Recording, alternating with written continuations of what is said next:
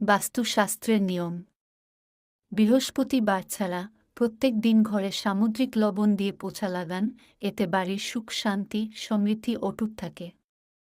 বিছানার সামনে আয়না কখনো লাগাবেন না। খাবার খাওয়ার পরে থালায় কখনো হাত ধোবেন না। প্রতিদিন বাড়িতে কর্পূর অবশ্যই জ্বালাবেন, এতে বাড়িতে পজিটিভ এনার্জি প্রবেশ ঘটে। বাড়ির ছাদে রাখা ট্যাঙ্কির থেকে জল পড়তে দেবেন না, এতে বাড়িতে নেগেটিভ এনার্জির প্রবেশ ঘটে থাকে। বাস্তু নিয়ম মেনে ঠাকুর ঘর বানানো উচিত। আর ঠাকুর ঘরে একই দেবী দেবতাদের একের বেশি ছবি বা মূর্তি রাখতে নেই। আলমারি বা তিজুরিতে হলুদের কিছু টুকরো এবং কিছু চালকে হলুদ লাগিয়ে কোনো হলুদ কাপড়ে বেঁধে রাখুন। এতে ধনসম্পত্তি বৃদ্ধি ঘটে। বাড়িতে কোথাও মাকড়সার জাল হতে দেবেন না। বাড়িতে কোথাও ডাস্টবিন বা জল জমতে দেবেন না।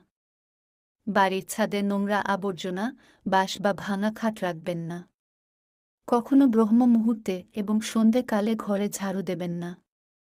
ঝাড়ু সবসময় এমন জায়গায় রাখবেন যাতে বাইরে থেকে আসা কোনো লোকের চোখে না পড়ে। ঝাড়ু বিছানার নিচে রাখবেন না। ঘরের ঈশান কোণকে সবসময় পরিষ্কার আর খালি রাখুন। বাথরুমকে সবসময় ভিজা রাখবেন না, এতে বাড়িতে নেগেটিভ এনার্জির প্রবেশ ঘটে থাকে। ঘরের দেওয়াল পর্দা বা চাদরে বেগুনি কালো রং ব্যবহার করবেন না। নিজের বেডরুমে কোনো ঠাকুর দেবতার ছবি লাগাবেন না।